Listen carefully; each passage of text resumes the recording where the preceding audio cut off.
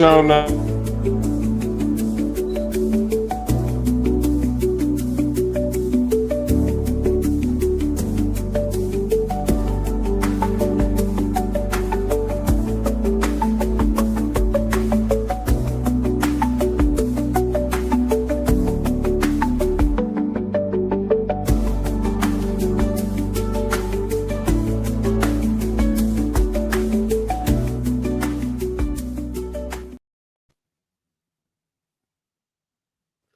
Hello, everybody, and welcome to Ohio State Postgame Live here at Ohio State, the Voice of College Football. We are your hosts, Garrison Gaddy and Clee Mike, everybody.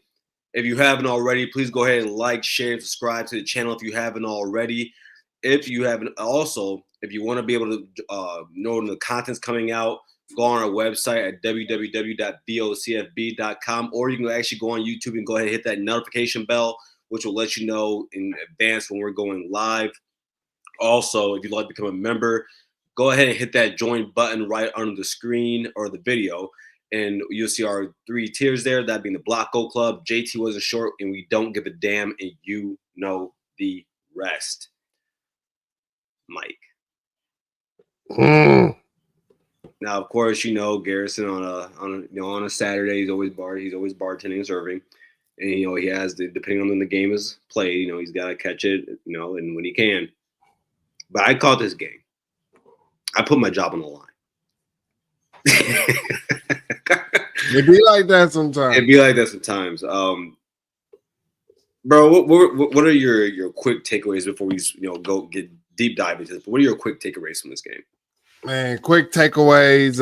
Offense just looks like they were giving Julian Sand more responsibilities, allowing him to, be able to make plays. And it looks like he has now earned the trust of Ryan Day. So that's what that looks like. And also on our defense, man, we play based on the opening script, didn't really show anything, let them settle for 3, and then boom, we start cooking. The defense just continues to get better and better each week. Going to this game, I think I had picked a score to be, I think I said 38-10. I was like, what? I think, we haven't given up a touchdown since week 1, or I'm sorry, since Ohio. We give up, less than 6 points a game. By the way, everybody, Ohio State now has gone from 5.5 opponent points per game to now just 5. Just want to point that out. But I was like, you know what? Minnesota, they actually have a pretty good passing game. People are gonna look at this game and say, "Oh, Minnesota's not a good team." They're gonna be an 8-win team more than likely. They have a top half of the conference quarterback who's played good this season, and Ohio State went out and shut them down. And is Minnesota the team that you look at and say, "Oh man, this is the game you win, and you're gonna win a natty"? No, but you went out there against a tough conference foe, and you beat the living hell out of them. And I'm really happy about what I saw today. Facts. I mean, how could you not be happy with what you saw today, man? I mean, you took care of business against an opponent that you're supposed to take care of business against. Plain and simple. Let's start with the offense here, Mike. I'm gonna start with Julian Sand here. I hopped during the fourth quarter. I hopped in our guy Grimm's space real quick to talk to him, Keon, and other guys. And shout out to our boy JR. He tweeted earlier. When everybody thought Texas was going to be, Ohio State is. And right. And I look at this team, but let me stop. Let me get back to Julian Sand. The kid, after he threw 85% today, coming into the game, he was at 78.8, basically 79%. I'm sure that's going to boost him closer to now to 80%. He's going to be somewhere on the 79% percentile in completion percentage. He was awesome today. Found the wide open guys. Some people, Mike, I think it's hilarious when people talk about him underthrowing footballs when Ryan Day literally tells his quarterbacks, throw it high in the air. But I mean, some people just shouldn't speak on things that they have nothing exactly. that they know nothing about. That's the first thing. And then also, I called them out on not watching film. They did not they didn't they didn't respond back. But I will say this, it seems like the team up north in Whiskey Game seems like they started to watch some film a little bit. But Yeah. just because you're watching it don't mean you actually know what you're watching. So And then there's this about Julian. There's a few other quarterbacks in the country that if you want to bring them up, I'm completely fine with it. That being Mendoza, Moore, Beck, Simpson. Am I missing one? No. If you want to bring those quarterbacks up, where you're a fan of that program, you believe that your quarterback is the best in the nation or up there, I'm okay if you name those quarterbacks. Anyone else, I'm not here. I'm not going to entertain it. yeah. Julian and I was telling the guys earlier. I said, you don't just walk through 5 games. You don't just throw 79, 80%. That doesn't just happen, Mike. And Julian is saying, it was in my hot takes earlier this week on Monday, and I said he's going to crush that Ohio State completion percentage record, which is owned by Will Howard from last year at 73. He's going to crush that.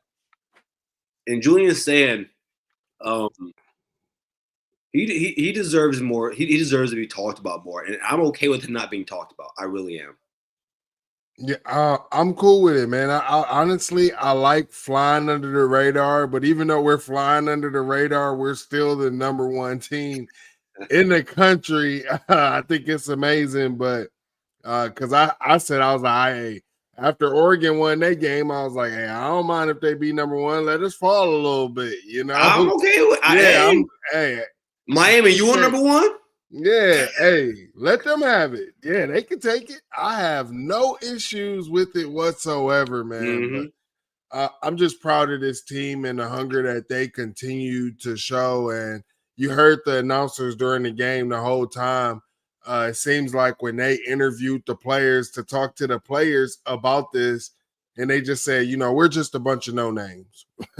We're just about, and I kind of want to know, like, they must have heard somebody saying, like, they're no names, that, they lost everybody, because I mean, that's all we heard in the preseason, right? They lost everybody, they're no names, like they don't have nobody. There's no way that they can be really good. There's no way that they can be really good and lose 8 players to the draft. No way. It's impossible, man. And shout out to Gmo.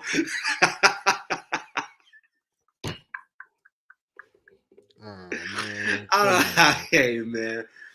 Oh, Gmo says Florida beat Ohio State. We know Gmo. Hey, he hate us so much he cupcaking for his rivals. That's nasty work. That's nasty work. You cupcaking for one of the big 3? That's nasty work. Gmo, you better than that, Gmo. You better than that. Matter of fact, you're gonna be in here talking crap. Hit that retweet if you are watching on Twitter.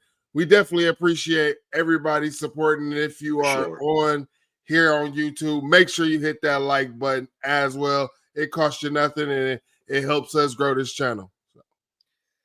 Carnell Tate put one of the more impressive wide receiver performances in my lifetime that I've seen. It was a 9 for 183, if I'm correct. I could be wrong. Matter of fact, Mike, let me do this real quick. Let me do this, Mike. Let me just pull the stat sheet up here.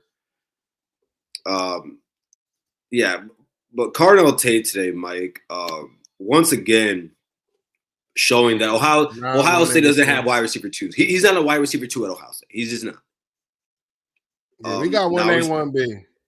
Yeah, and I was Mike, I'm gonna harken back to a conversation we had earlier in the offseason where I wasn't so much. I was curious about Carnell Tate being able to step up in this role. He got a lot of playing time as a freshman. I'm sorry, not a lot of playtime as a freshman. Sophomore year comes in, he's wide receiver three. Wide receiver three. But then we see him this season. He's putting on first round tape. He's putting on first round tape, and I'm not surprised by it, to be quite honest with you. What else can you say about the guy? He's elite. He's an elite wide receiver. I think he was putting on first round tape last year as well, right? I 100% believe that he was doing that last year. But last year, what were we trying to do? We were trying to get him his film, get him his touches, things like that on his way out. So when you're doing stuff like that, it takes away from other wide receivers like a Carnell Tate. But when they were doubling JJ or bracketing, triple teaming, or whatever Texas wanted to do, who ate in that game? Carnell Tate, right? So, I mean, Carnell doing exactly what I expected Carnell to do. Love to see it. Average 20 and a 20.3 a catch.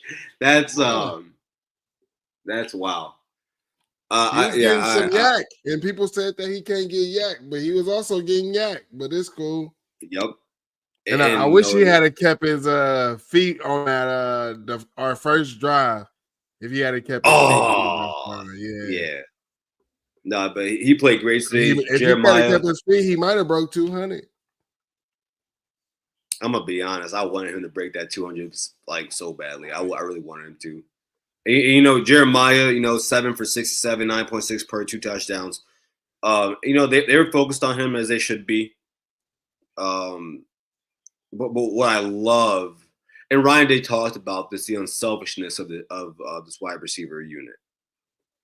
And I was watching Jeremiah at the end of the game. When you get a win like this, you're gonna smile. But I love how guys like to see the success of their teammates. But Jeremiah, he's been okay. Listen, he knows how he's gonna get played. He knows guys are gonna back up off of him. And when they're 10, 15 yards off, and he has a route to pick, and he chooses the short route. I'm happy he does that. It shows the maturity and the growth in him. Sand is able to, he looks for him. Yeah, man. I'm this wide receiver duo. Mike, I'm gonna change it up real quick. Where do you rank the two as a duo in the Ryan Day era?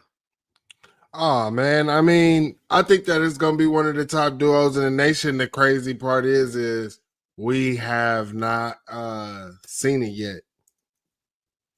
We just haven't seen. Yeah. We really haven't seen us open the offense up to be like to actually say it yet, because that's what I hear people saying is well, we don't really know what Ohio State's offense looks like. I mean, and it's true because we've just been playing vanilla, but I think that it's also scary the fact of what we've been able to do just playing vanilla. So, I mean, it's going to really be pick your poison. And, I mean, you ended up seeing it in that game, right? Carnell streaking right down the field because you put JJ in motion and everybody's worried about JJ. Everybody's worried about JJ. Yeah. Boom, Carnell Tate. Wide open. Oh, and that route was crazy. Yeah. Like that route. Whoo. Oh, I mean, but that's one thing that Hardline teaches from like the very beginning, is basically getting on the toes of the defender and cutting, and that's exactly what Carnell did. There's nothing like once the wide receiver gets on the toes of the DB, you're already beaten. Max Clare today, we finally got the Max Clare game. 63 yards today. No touchdowns, long with 29, but I thought he was awesome today. We got to see it. And a credit to Brian Hartline. Earlier this week, Mike, I talked to Dylan Davis, and he said that, with all the conference, and Mike, did you see that the press conference 2 weeks ago when he was asked about the whole play calling situation?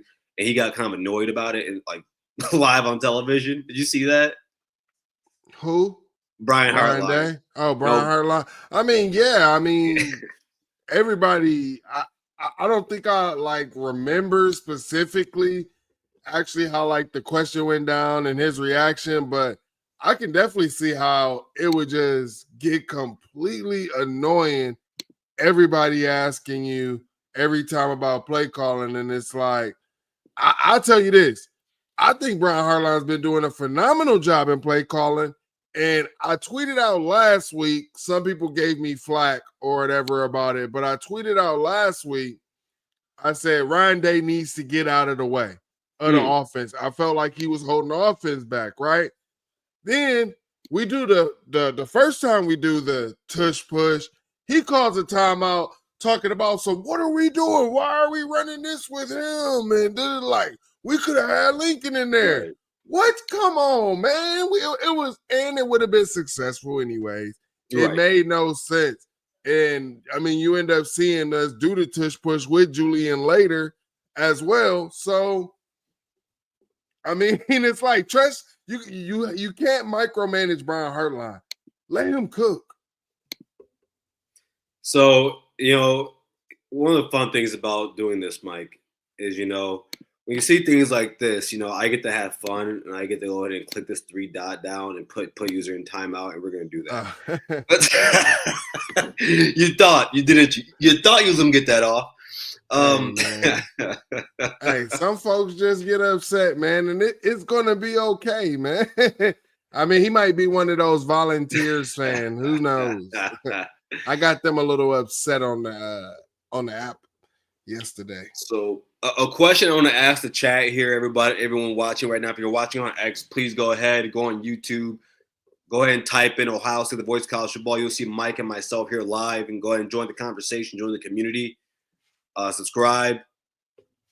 But Mike, I before we went live, you saw a question I posted, and I want to ask everyone in here, but I want to ask you too, and I'm gonna lay it out on my thought process.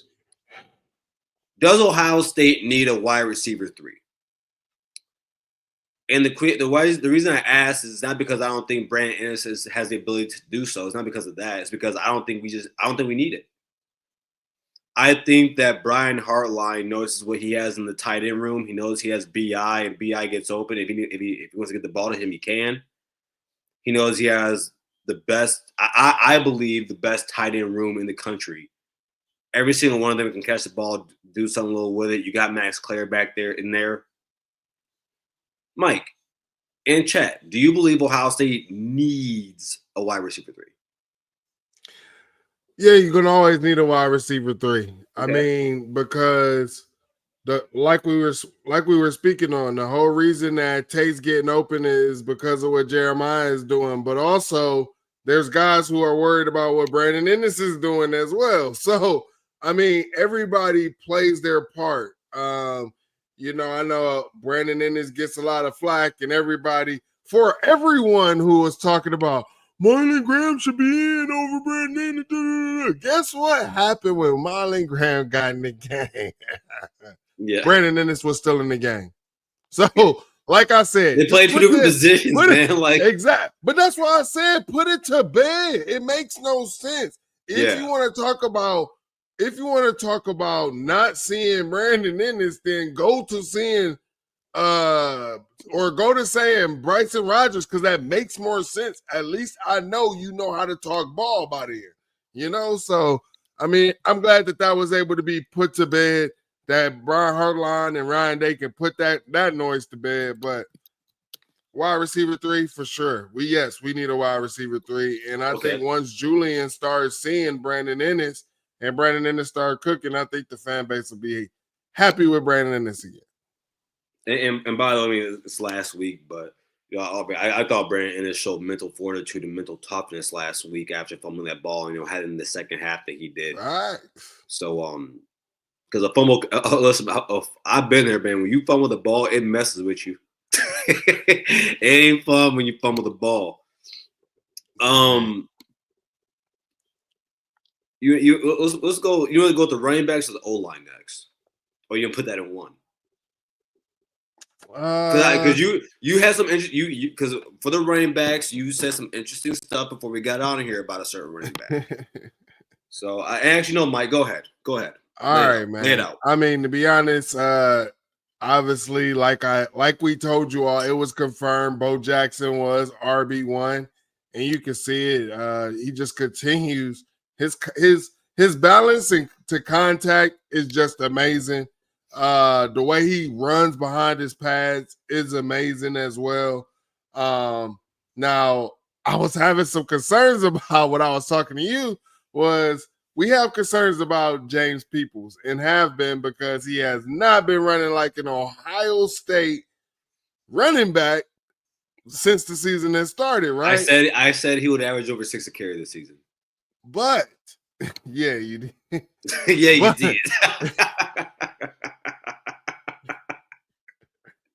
But yeah, I mean, then I'm like, oh, snaps, is he the guy who got Julian smacked or whatever? I don't know. I'm gonna have to go back and look at that. But I saw they gave Isaiah West a run at the ball or a run with the ball or whatever.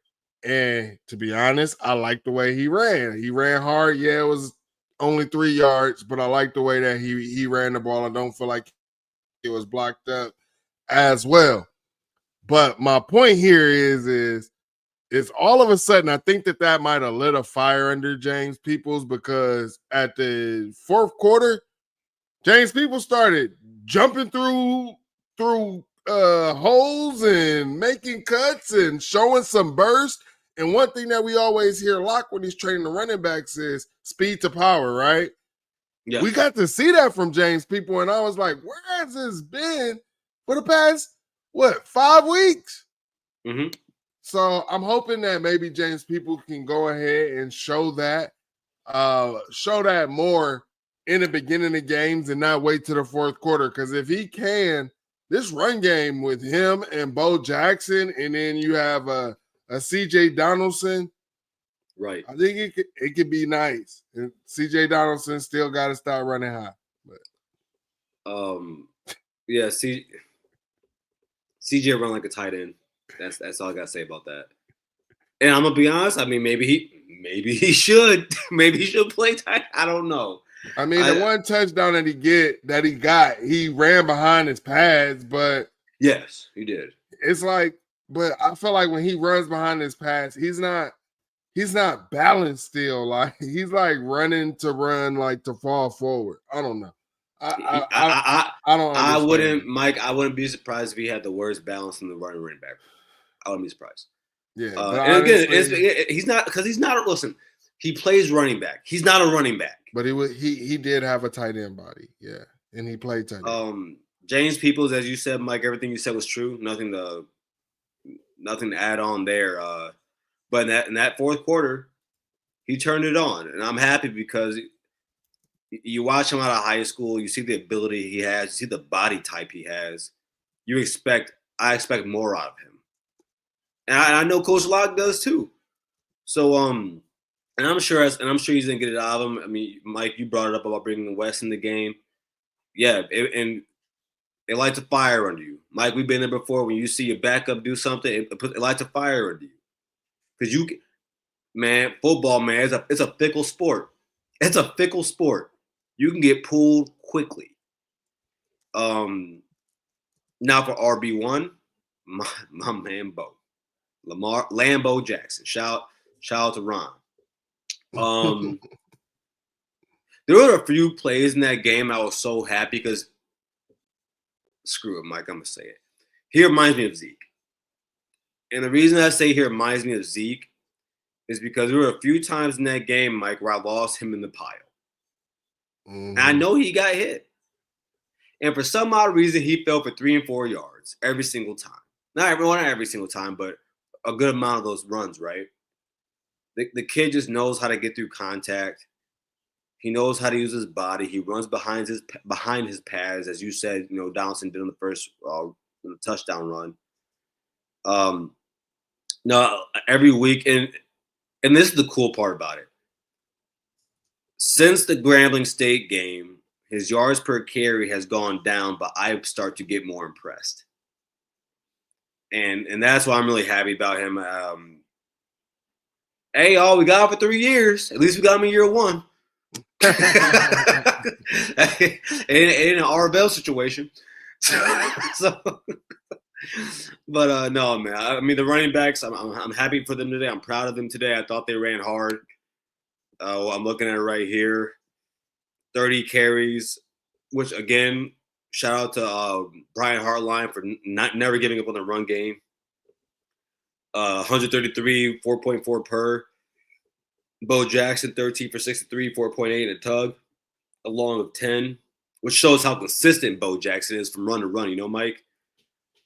James, 7 for 59 on 8.4, along with 33. But again, that fourth quarter, he started to turn it on. Shout out to Lincoln, got him a touchdown run. I'm proud of him. Oh, I want to point this out, by the way. I'm really happy that Ryan Day, unlike he did with CJ Stroud, he allows Julian to go out there. And if Julian got to tuck it and run it, he going to do it. There's one play on 4th and 1 where Julian clearly got the first down, got called back. Mike, you brought up that James Peoples, that he might have missed that block, and I want to bring that up to you. We talked about it before the show. And so we're going to go back to some real quick Julian Sand talk. I'm sorry, everybody, for interrupting the show here. But, Mike, I was happy with that. Because I got to see, not me, we all got to see. Julian, what are you going to do when someone's in your face about to rock your shit and you got to get rid of that ball? He stepped up into it, Mike, and gave a dart to Mike's Claire. But that's just me, you know. That right there let me know that's a championship level quarterback. I mean, and for all of us, like, that's what did I tell you preseason? I said I wanted to see Julian Sand be able to sit in the pocket, take a hit, and then still go out there and throw darts. I saw it. I saw it. Well, sorry. What bruh, my thing is if you thought what our offense did with Will Howard in the playoffs got sexual, yeah.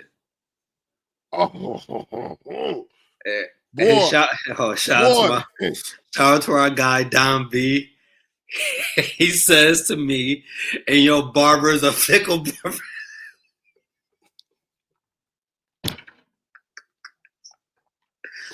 Nah, I can't help that my Lord put me on this earth with a slanted hairline. I can't help that, brother. Because if I go straight across, then when my hair grow back, it's gonna look crazy. So I'm not like everybody can't be Mike. Everybody can't have a straight hairline. I don't know what to tell you. What are you talking about, bro? Everybody can't be you. My hairline wasn't always the best. So I'm just gonna shave my head bald. I'm telling you, man, I got with the right barber, man. They put the right barber. Hey, you get with the right barber. Hey, and I don't mess with no barber. If they got to use that spray, you ain't touching my head. Oh no. We don't do it. You ain't touching my head. Yeah, you don't even know how to cut hair. Everybody just if you using the spray nowadays, man, you probably don't know how to cut hair. Appreciate you, Don B. That's my man. Don B. We like it. That's my man. Keep cooking, man. Hey, we like cooking on this show. I be loving it, man. Yeah, we look cooking on this show, man. Nah, you got jokes, man. Tell them. Except for my hairline. Chill. But no, man. Great job by the offense today, Mike. Any last thoughts on it?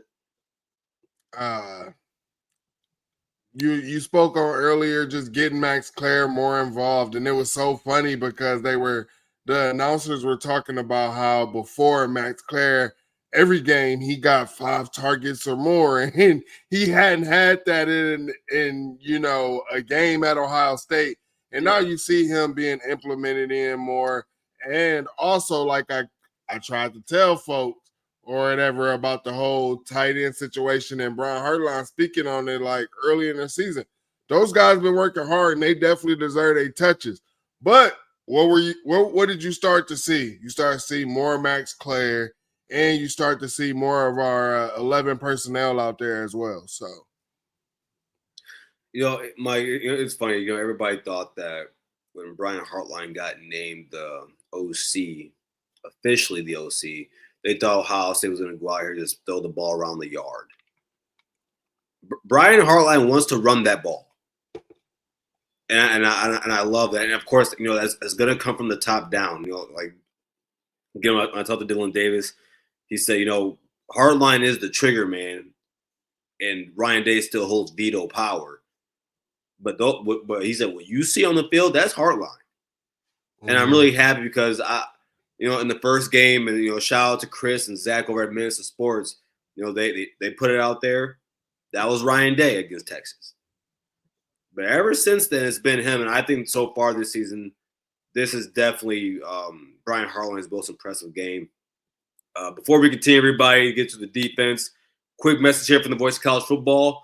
Get your business, product, service, or personal brand to the next level by partnering with the Voice of College Football. And let's discuss how we also can help you reach your target market. The Voice of College Football is a growing network with a large following, so let's find out how we can help you grow with us.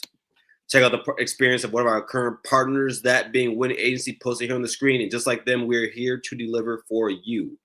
Contact us at sponsorships at vocfb.com. Again, everyone, that is sponsorships at vocfb.com today. College football is even more exciting when you've got some action on the line, and the games are even better when you're cashing in. And the Voice of College Football is the place to be to get the greatest value. Start with my picks. 75% against the money line, 58% against the spread, and I've got a 40-plus year track record. 11-0 in the college football playoff for me last year against the money line, 8-3 against the spread. And I'm just the warm-up act. Steve Merrill of Wager Talk is our ace in the hole, show stopper. 7 years with the Voice of College Football, over 30 years in the industry. Steve gives us analysis on all the big games, but you can't miss Steve's weekly under-the-radar pick.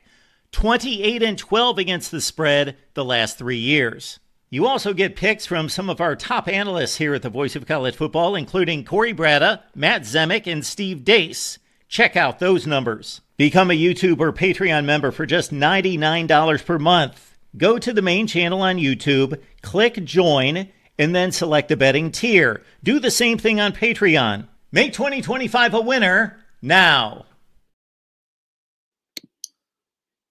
Mike, man, we got a few comments that we have starred here, man. And I want to get to a couple of them. One of them I'm going to leave for later. We talk about the landscape of the sport.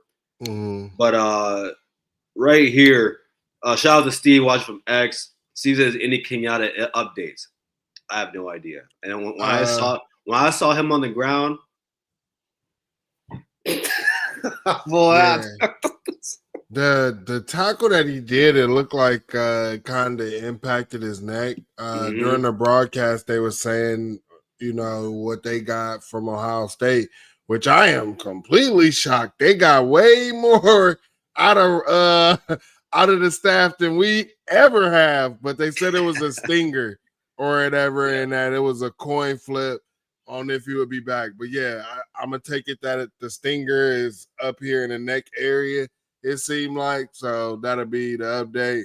I think that it's something to monitor because the neck you don't want to play with, but I think he'll be fine. Shoot, I think he could sit out this Illinois game, to be honest with you. And to add to that, Mike, shout out to Bo Agason and CJ Hicks for stepping in. Shout out to them. I thought they played really well today, and I'm proud of those guys. Hold on, you missing somebody? There's somebody else that stepped in. Let me know, young bro. Zion Grady, man. Come on, hey, Mike, we got one. Yeah, bro, they was holding my boy. Hey, one thing that we've been waiting and asking on is because in the Big Ten, they do not call holding calls. They don't. Get off of the hole.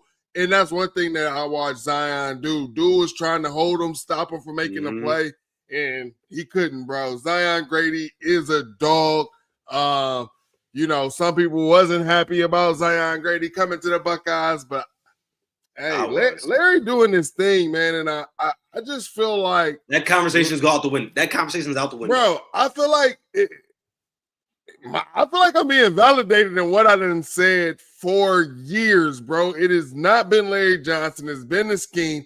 And then you go back to back with inexperienced defensive coordinator and then another DC or whatever who can't get no short yardage stops and got a safety-led defense. Come on, man. And we're gonna talk about certain DC later in the show. We're gonna talk. One more here. Shout out to our guy Ryan Sims. He said, when I saw that hit saying took, I said to my wife, that boy just grew up tonight. Yep, man. Facts. Everyone, I'm not sure if you said this. Shout out, first off, let me say shout out to guys like Mike, Chris, Ron. They are a big reason why I have the platform I do now. But a large reason why I have the platform I have is because they got on me when I said it was a certain quarterback that will go unnamed that I said will be like the next Troy Smith. but Mike, I'm here to tell you that dude in number 10, it's another thing we're gonna talk about later, but we're gonna wait. Something else that you said, but we're gonna wait. Man, I've been putting myself in situations. Yeah, you do. Like I'll tell you what, Mike. For some of the good takes I be having, my bad takes be wow. It be terrible, bro. I be like, what?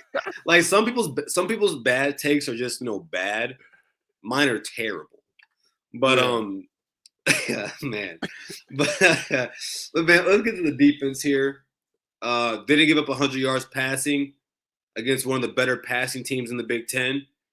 And one of the better quarterbacks in the Big Ten. Didn't give up over 100 rushing yards today. Again, this defense, everyone, they went down from 5.5 to now giving up only 5 points per game after today.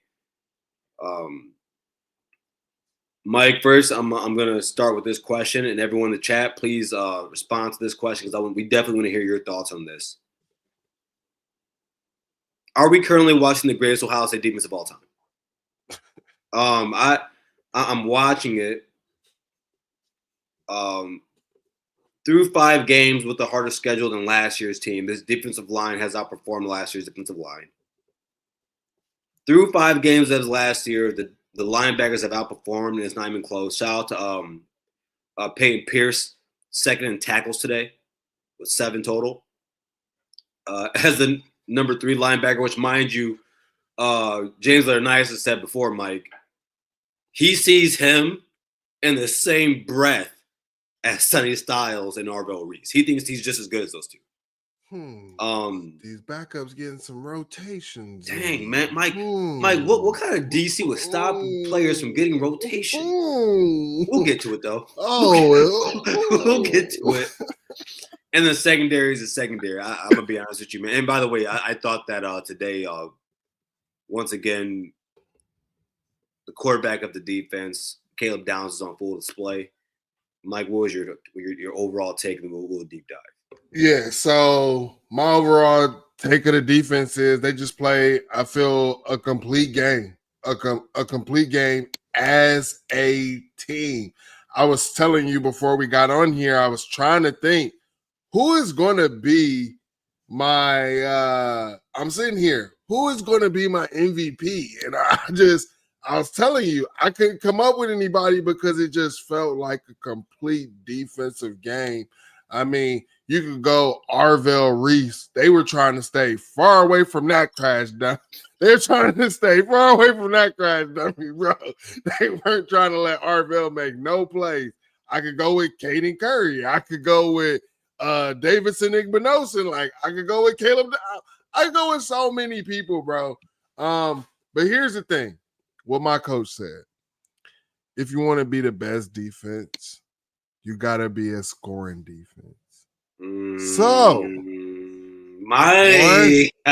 So that's how I was raised. What That's defense you how I talking was about, raised. Mike? What year are you talking about? That's how I was raised. So if I can get a little mixture of that Malik Hooker and Marshawn Lattimore style turnovers, if I can get that, then we might be cooking with some hot grease. I definitely want to see, us getting those turnovers.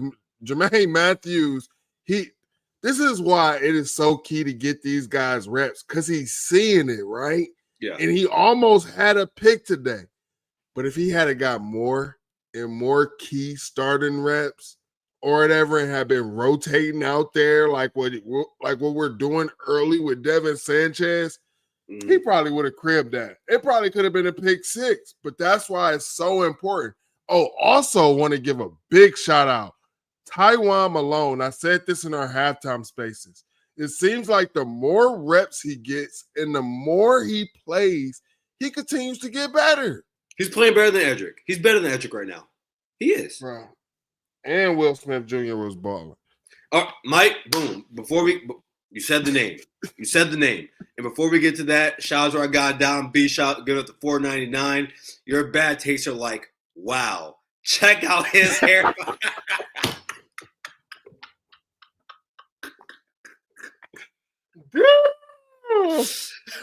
He's cooking that Chef Boyardee on that. Man, that's my man. He says your bad taste like, wow, check out his hairline. That's a great cut. What in the Reading Rainbow happened? He said I need to chill and say that for Pat. Yo, Don, you can't be doing this, bro, because I'm light skinned and I'm laughing so hard I'm turning red. Oh, Garrison got a tan indoors.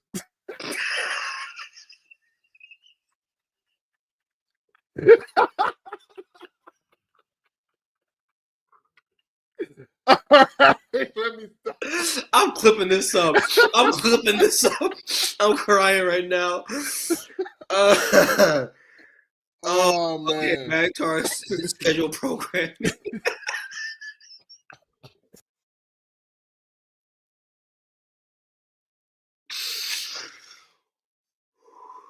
Okay. Okay. Okay.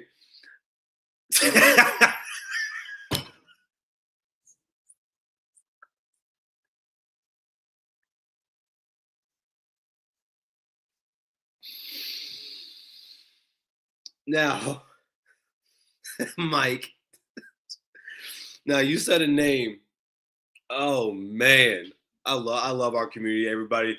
By the way, everybody, if you haven't joined the community, if you're watching on X, go ahead and like, subscribe, and share this our show over here. Make sure you tune in throughout the week, whether it be myself, Mike and Terry, or Mark Rogers. We're all here for you throughout the week. But Mike, you said Will Smith Jr. That's my player of the game. There was a few times during the game, my eyes were stuck when he wears 50. Is it 53? Let me check. 52. Oh, 52. No. I'm wrong. 53. You're right. Okay. Thank you. 53. It was a few times in that game I watched it, and I said, "Oh, he's around the ball."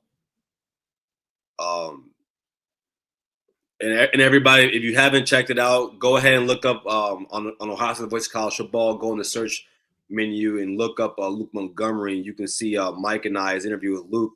But this is someone Luke talked about, and I'll say it, Mike, because I'm sure. I'm gonna say I'm sure. I know you feel the same way. It feels good to watch Will Smith Jr. play on this team and play well. Feels good. If you are old as dirt like Mike and I, you got to see Will Smith Sr. play at Ohio State and be a great player for the Saints before he tragically passed away. And rest in heaven to him.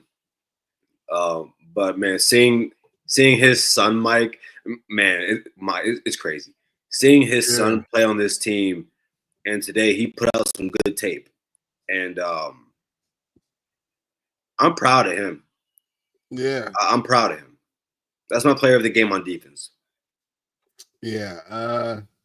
Like I said, it was hard for me to pick one, man, but I'm gonna go with Iggy. Iggy still only has one penalty called on him on the season, knock on wood, man.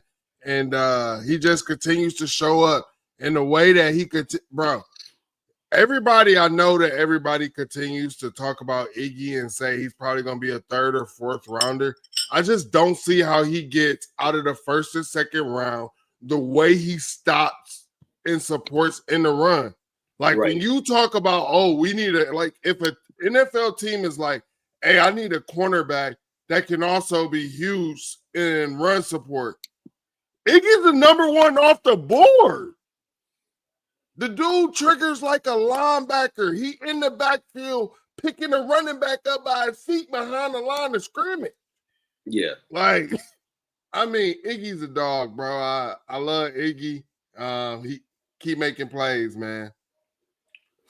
And also, if you look at his measurables too, I mean, he's taller, long-bodied, like long arms.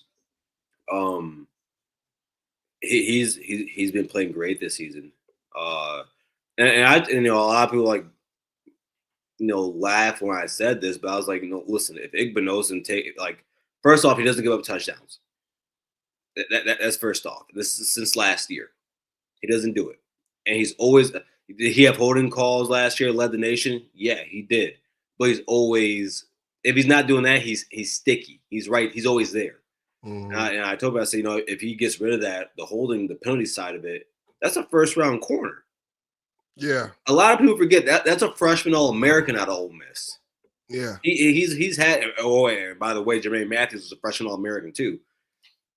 But I don't begrudge you at all for that. He was awesome today. And again, a lot of people are gonna watch this, watch the game and say, oh, it's just Minnesota. That's not a bad team. That's not a bad offense compared to where the rest of the middle of the pack is in other conferences. That's not a bad football. That's a pretty good, decent football team. It's a pretty good football team. They're gonna get 8 wins this year. And so for Igbinosun to go out there and ball out the way he did, yeah, man. Yeah, no, he definitely brought out, man. And this defense is just like, gosh, what more can they do? And that this is, I don't even think that we've touched the surface of what this defense can actually do. So I got nothing else. I got to see some young guys out there, like I said earlier about Zion Grady. Aaron Scott got to get out there again. There was a Logan George signing. I'm sorry, Mike. I hate all y'all. I really do. And Mike, I hate you too for starring this. Hey, I figured you didn't want to miss that one. Yeah, no, man. I love, man. Listen, ain't nothing better when you can laugh at yourself, man. Ain't nothing better. And Montana, what you laughing for? But someone who I want to bring up, who had a bounce back game, Lorenzo Styles, man. Shout out to Zoe. Even though they were calling Sonny Styles Lorenzo the whole game, this broadcast not to get confused. Yeah, it was terrible. Bro, they just need to get some younger people in there. But anyway, shout out to Lorenzo, man. He got a PBU out there, and also making some plays on special teams.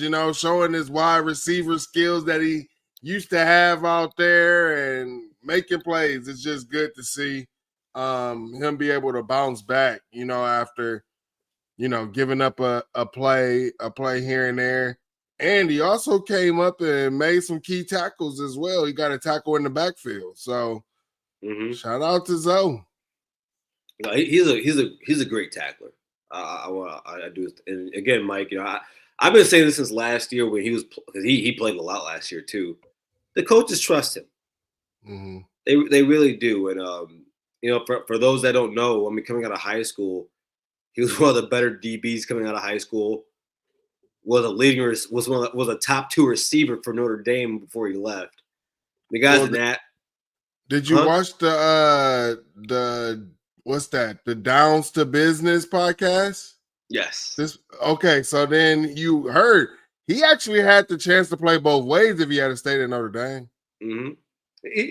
Bro, listen, like a lot of people, they look at, first off, DBs get beat. That's what we do. We get beat. It happens. But when you look at his play as a whole, and mind you, Mike, I don't get me wrong. Texas is Texas, but they have talent at wide receiver. He went out there. He was locked down. He's been locked down for most of the season. Outside of really one play against Ohio. So he was great today. He really was. Overall, man, the defense lights out. Matt Patricia continues to prove his worth. And I'm saying that lightly. I'm being kind. Because I'm going to tell you this right now. That's the best DC in America. Yeah, hey, facts, man, facts. And Mike, and the reason I'm so confident in saying this, Mike, is because I told people, you can think whatever you want about him being under Bill Belichick. You don't just have 3 Super Bowls off the strength of you don't just do that. Yeah, and he's the less than 1%. Yeah, and top coaches don't just keep leeches around like that. You got to be able to carry your weight. Like, do you think Nick Saban just had a leech on him? You know what I'm saying? Like, people knew Kirby Smart was going to be good. Why? Because of who he was under, who he studied. So, I just think that people were crazy thinking that Matt Patricia wasn't going to be good. But one thing, like Ryan Sims was saying earlier, like, when Julian took that hit, when he turned over and told his wife, what I told my wife was, man, I said, I got a defensive coordinator. I ain't got to worry about not getting off the field on 3rd downs. I don't have to worry about not getting off the field on 3rd and short or 4th and short. Every damn time for the past 3 years, I was like, damn, we're going to probably give it up. Damn, we're going to probably give it up. I would be standing out my chair. I get to sit so comfortably, sit just like this in my little rocking chair and I just get to sit in my rocking chair and watch the game and not have to worry and stress. Hey, Mike, what's funny, man?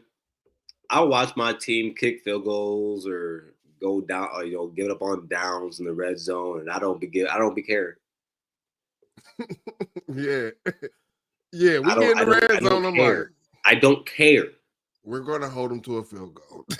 Like, I'm not tripping, bro. Man, real quick, man. Shout out to Don B. Says Mike, Garrison, Jug, the Menace Crew, Dead Air Sports, best online content online. Man, I appreciate that, bro. I second that, man. I second that too. If you ain't tapped in with them, make sure you tapped in. Make sure you following them all on social medias, man. Those good people. Myself, Ron, Chris, we've actually hung out outside of the Twitter spaces and everything. So when I say good people, man. And again, everybody, like I make no bones about this. Like Dead Air Sports, the guys over there, Ron, Chris, and Mike here. Big guys, I'm telling you right now, big reason why I'm sitting right here on the Voice of College Football.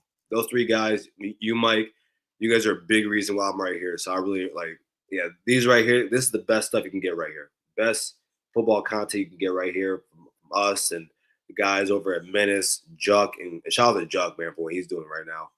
Dead Air Sports, that's where you get it, guys. Juck in the building. Yeah. and there's some other Ohio State content out there that focuses more on the rivals, and they do their own program. But sorry, I'll take shots. Mike, let's move to the special teams real quick, and a point that you want to mention right here. That Brandon Emmert's backwards pass to Lorenzo. Didn't see that coming. No, I didn't see it coming. But when you think about Ryan Day special teams or Ryan Day coach teams, and those different things, you don't think of that type of stuff. You don't think that, hey, Ohio State's gonna throw a backwards pass or whatever. Like, you don't think of that type of stuff at all. I mean, so I'm sure it caught them off guard. So to be honest, I'll say this is good to see, because at the end of the day, these are still young people. You want to keep them engaged and let them be able to have fun. So Don B is crazy. Yeah, I read that 12 minutes.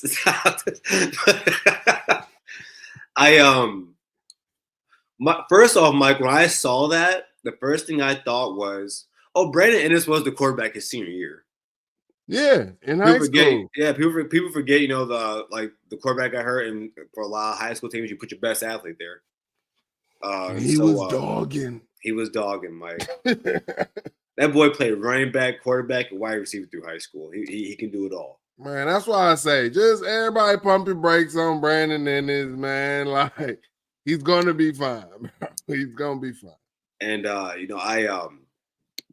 liked it though, Mike. I like that they showed a wrinkle in the special teams game, because it's one thing to show one on offense.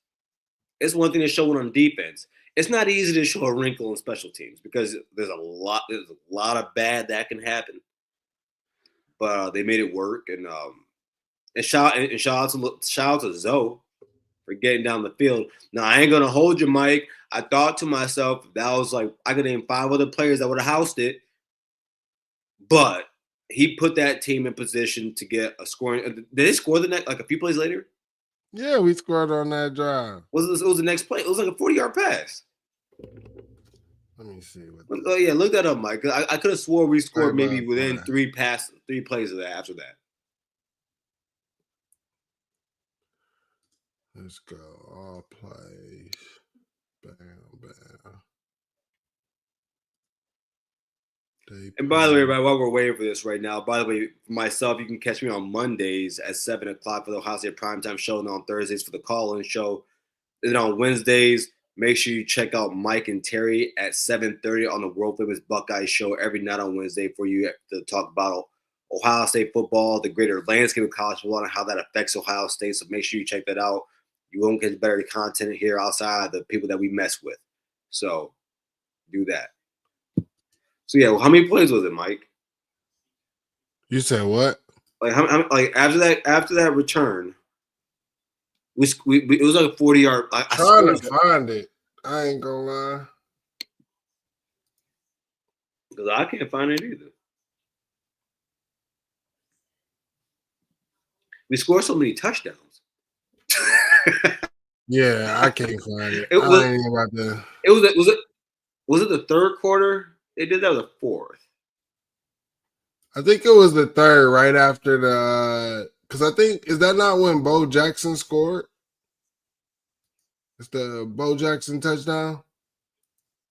Nah, it wasn't the third. Because it would have been, dang, Minnesota. I can't figure out. But regardless of the fact, great play call. It put the offense in position to score. And it was okay. Don B says it was a third. Thank you, Don. Yeah, he said Bo Jackson scored on 2 plays. Okay, Bo scored 2 plays. Yeah, it was 3 plays. There was Julian Sain completed a complete to Bo Jackson for 11 yards on the Minnesota 9 for a first down. Then Bo Jackson ran for 4 yards, and then Bo Jackson for 5 yards right after. There we go. Yeah, there we go. That's what it was. No, great job by them right there. Great job. Well, Mike, before we talk about what went around college football today, any last thoughts about Ohio State? Nah, man, great team win, and the best thing about being 5-0, chat, there's a chance to go 6-0, man. So, yeah, but my boy Cam, one of my best friends from the Navy, like a big brother to me. So my boy Cam is from Ohio. So he's from Cincinnati. He's a Miami fan. And all he texted me was state champs. State champs. But yeah, he's Ohio born and raised, but he's a Miami fan. Crazy. Crazy. Oh man. Yeah. And just wanted to go ahead and give everybody a shout on our Twitter poll right now for our fans, the way that they graded Ohio State's performance. 79% gave it A, 15% gave a B, 2% gave a B minus, and 4%, which I believe is the haters, gave the C. So shout out to the Buckeyes, man, for their A performance on the day. And I also want to give a shout out to our top fans. We got Don B at number 1. We got Aaron at number 2. David at number 3. Montana at number 4. And coming in number 5, Linda Jackson. We appreciate all of our Definitely. top 5 people. Speaking of Don B, Mike, he sent the 199. He said, next topic, horseshoe hairlines. Oh, hey. Hey, he about to get you some hymns. Hey, Don B about to help you out with the hymns. Wait, pause. Wait, pause. No, the hymns does the. Oh, the hair. Okay.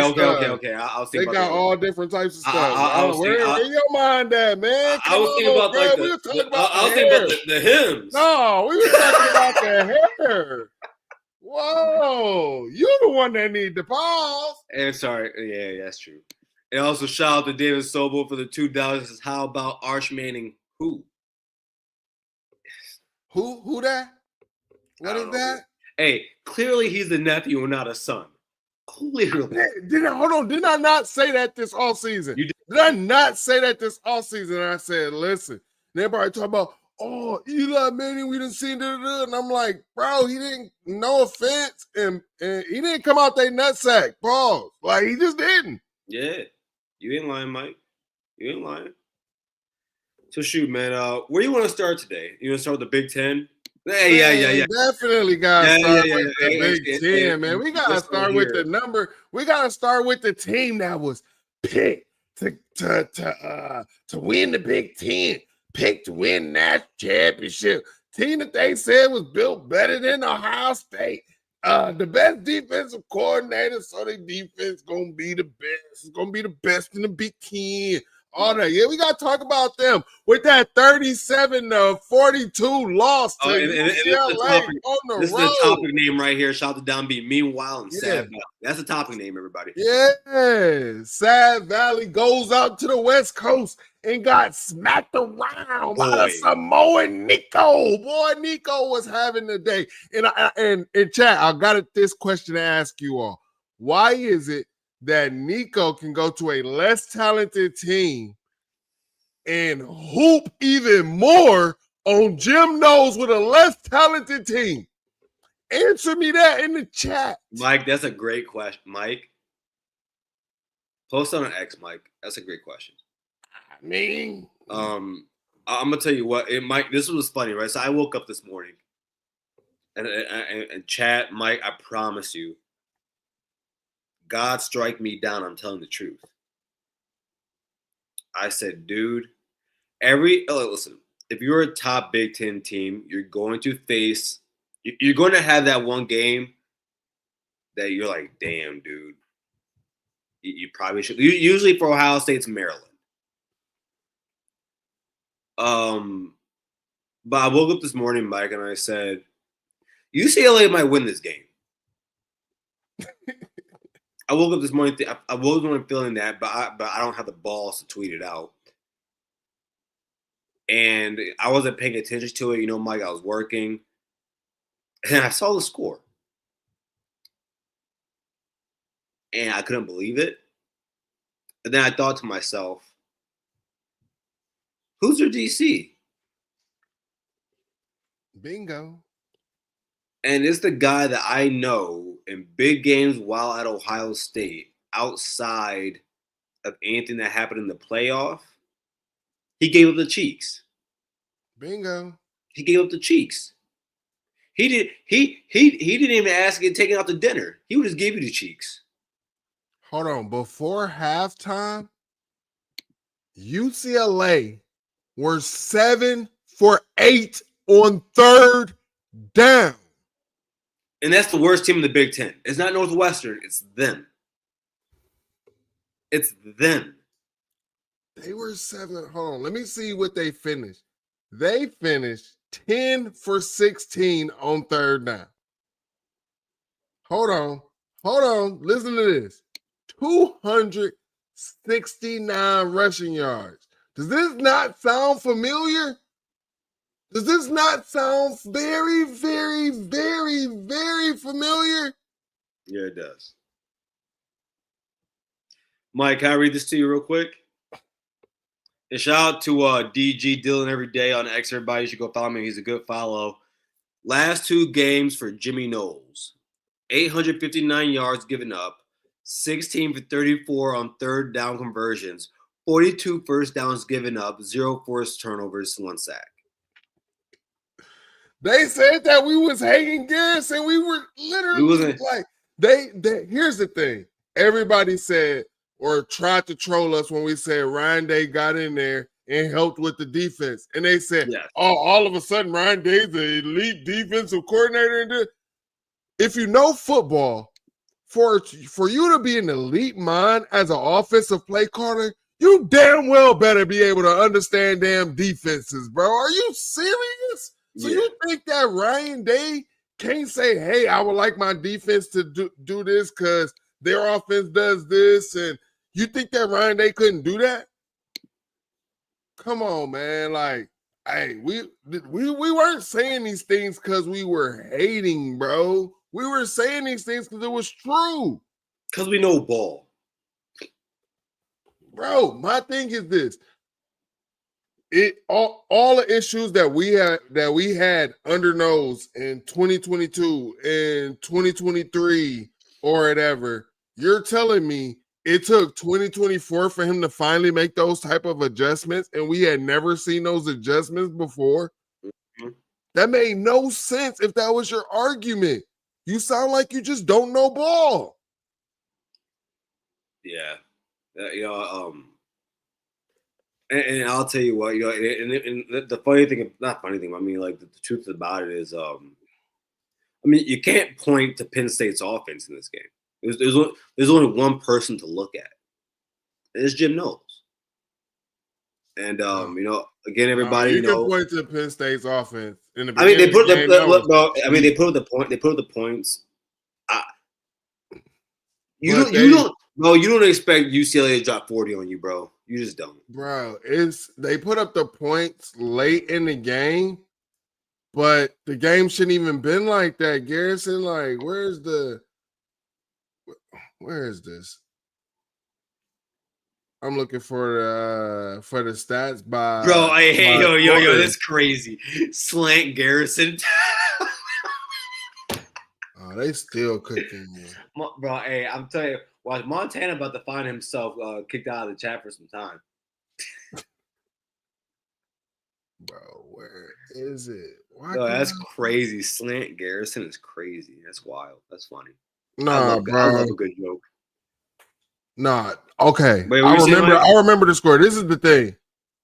No, it was the offense because 27. The score at half was 27-7. Oh, okay. Yeah. Okay, Mike, you're right. Never mind. And I was sitting there saying, like, Penn State's going to get it together in the second half because I've been saying the same thing when I said in the Oregon game. Mm-hmm. They are a second half team. Penn State is. Sometimes it's too late. Bingo. But it always comes down to that one play, that one critical play. And you know what? It always seems like James Franklin has his hands wrapped over it because, to be honest, that play call that got made, it reminded me of Penn State back in Ohio Stadium when Sam Hubbard made the tackle on 2 guys. That's exactly what that play reminded me of. Real quick, everybody. I do want to point this out, and then Mike, I'm sure we can talk about the team up north real quick. But if you go ahead and check out our partners over at Novig, America's #1 sports prediction market, spend 5, get 50. Go ahead and in the participating states, you can do that. and by the way, everybody, just want to make sure we put this out there because we are responsible here at the Voice of College Football, and we want you to be responsible also. If you are under the age of 21, you cannot participate. You cannot. Must be 21 plus or older. If you have a gambling problem, please call 1-800-GAMBLER. Again, if you have a gambling problem, call 1-800-GAMBLER. But, Mike, I do want to point out this week, I said Michigan State will cover 11.5 points against Nebraska. They lose by 11 today. Ching, ching, ching, ching, ching, ching, ching. So that wasn't racist. So, yeah, everybody just Mike. I'm like, what? Mike, I'm stupid. So no, but yeah, shout out. I'm really happy about that, everybody. Again, if you watch me on Mondays, I will always give my best bets out throughout the week. But Mike, did you happen to catch the Wolverines game? Yeah, I caught that game. Good job on the Nebraska game, man. I said that was going to be a really good game, and it was a tight, close game. Offenses was going back and forth. Mm-hmm. Then the defenses were going back and forth, getting stops and stops. So, good job on that. But yeah, I was watching the Team Up North game and Wisconsin game, and it seemed to be a actual game for a minute. And we've been hearing all the issues that Wisconsin has had. So I was kind of shocked to see it be a game for a minute. I did see that the Team Up North did upgrade at wide receiver at one of the wide receiver positions. So I can say that. Getting Marsh out there, he made some big plays. Wide receiver out of high school. He made some big plays, man. I can't even hate on that. Marsh made some plays. Now let me give the slander.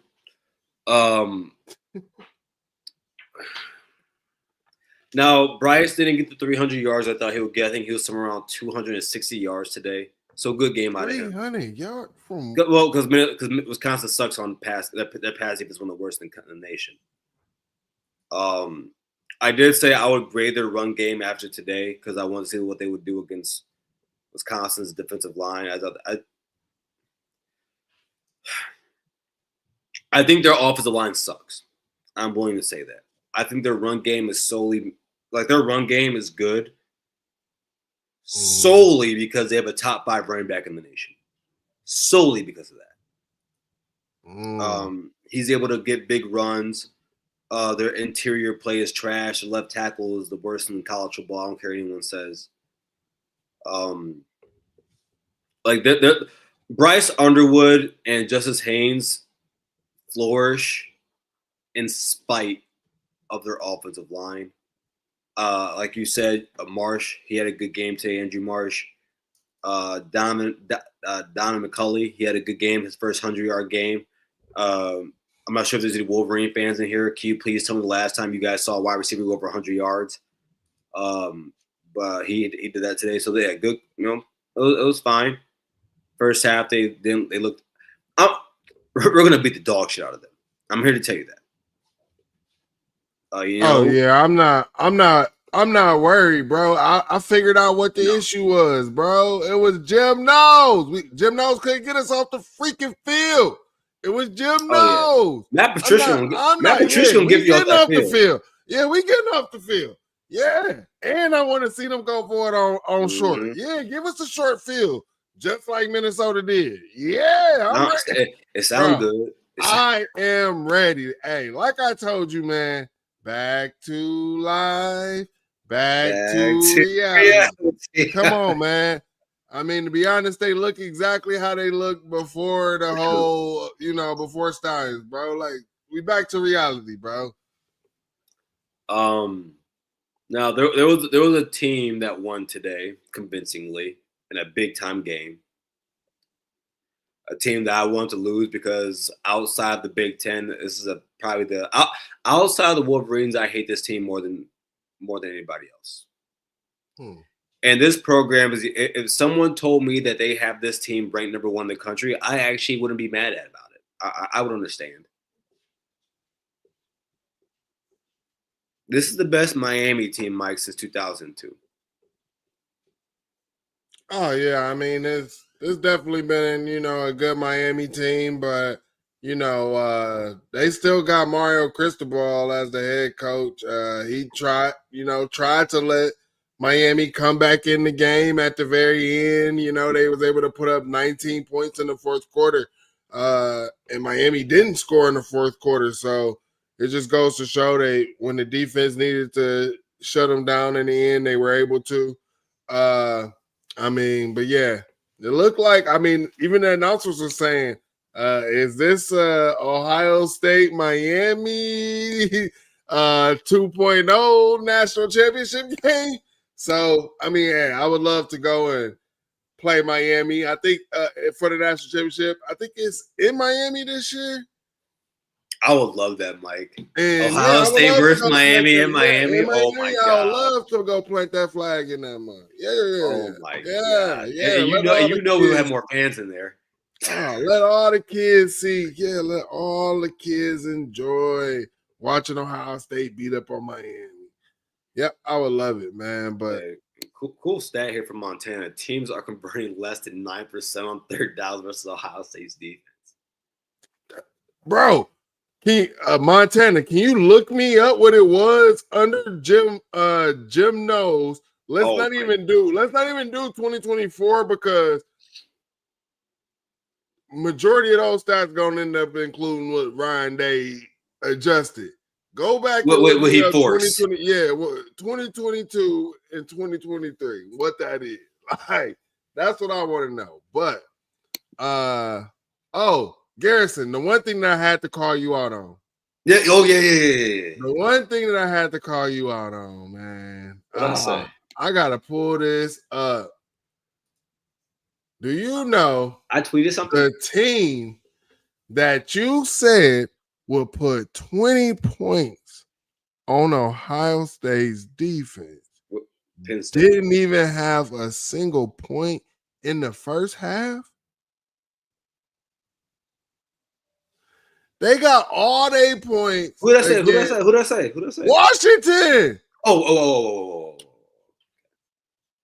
Yeah, Washington, bro. They squeaked out they win. They came back. They put 21 unanswered in the fourth quarter or whatever. Because Maryland, here's my thing. I know Maryland ain't known for defense. They don't got no defense. But somehow that first half, they was shutting them boys out. Mike, right? coming into this week, Maryland was a top 30 defense. Okay. Against who? Sure, but it looked like that for 3 quarters. Against Boo Boo the Fool, FAU, the Three Stooges, Northern Illinois. You had Townsend, and then Wisconsin, bro. Yeah, I better have a top 30 defense. Yeah, Maryland should have lost that game, and I think that speaks a lot to you can have. It's one thing to have a really talented quarterback and good passing game, but you gotta be able to run the ball to be able to close the game out. Yeah. And do I believe? I don't know why I'm blanking on there. Who's their head? Mike Locksley. Do I believe Mike Locksley to be one of the best offensive minds in college football? I do. But it's the Big Ten, man. Yeah, he got to be able to run the ball. And Washington can run the ball. The quarterback. He was dotting stuff up though, Garrison, and the wide receivers was dropping it. Man. Hey, no. Look, listen. He was dotting some stuff up. Look, a lot of Wolverine fans want to just say that Bryce Underwood is the best freshman in college football. That boy Maryland's balling out. Malik is balling out. Sigapatele over in Cal, balling out. But no, Washington, man, hey, good for them. Again, Washington's not a bad football team. Again, Ohio State is going to beat the crap out of a lot of teams, Mike, and people are going to say, "Oh, they're not that good." No, they not, bro. They are not. That shit was ass. But what we're saying compared to Ohio State, why Washington going into last week should have been ranked? No, they should not. I didn't believe that they should have been. BYU was ranked. I didn't believe they should. Don't get me started on the G5 schools. But what I'm saying is like those teams are ranked. The Wolverines are ranked. Like, I'll put it this way: Washington is a top 30 program right now. It's a top 30 team. Garrison, we are not about to argue about I'm the not. AP poll. I know. I'm not arguing the AP poll. I'm not arguing the AP poll. I'm talking about myself. That's a top 25 team. My thing is, again, those teams are not the measuring stick for Ohio State. I get what you're saying. But what I also don't want that. What I also do not want to happen is that when Ohio State goes out and dog walks these teams, people think their team can do the same. True. How many programs can hold Washington to 6 points? I agree with that, but also it's not even just like what got me saying that Washington ain't a top 25 team ain't just from what we did, bro. I watched Maryland, who sucks on defense year in, year out, hold them to 0 in the first half. And then you needed a whole fourth quarter to do 2-minute drills, the whole fourth quarter just to get back in the game. Yeah. No, you're not a complete team. You're not. No. They're not. They're not a top 25 team, bro. Just not. I'm sorry. I can't give it to them, bro. I can't give it to them. And I still ain't over the fact you ever said that they was going to put 20 on my defense. Fuck I can't believe y'all thought I was crazy when I said we wouldn't score with 30. I didn't say you was crazy. Over 30?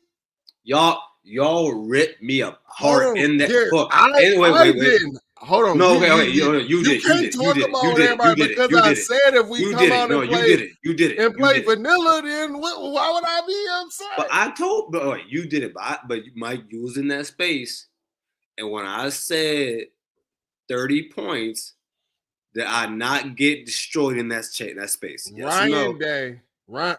I mean, yeah, you got destroyed by some people, but I mean, I had to cook. What's his name? I cooked Joke because Joke also. Yeah, Joke was trying to get him 2. Joe said 20. Joe said 24. I said 20. And what did I tell you? I said if anything is in the 20s, we have some issues. No, you were right, Mike. And look, they barely got 20 on dang on Maryland. If they didn't have to run a 22-minute drill all game. You ain't lying. So, I mean, yeah, bro, it's just hard for me to, But we did our thing, man. I appreciate you. Everybody, make sure y'all hit that like button.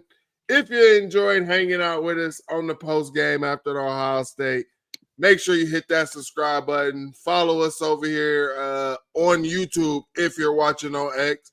And if you're listening to us on the podcast, maybe you can catch us live one day. Catch us live. Hit that like button. You can follow me at 216_wildboy. Garrison, where can they find you at? Hey, man, you guys can find me here just like you can find Mike. And then on X, you can find me at Buckeye_Gaddy. That's daddy with a G. I love saying that. Hey, man.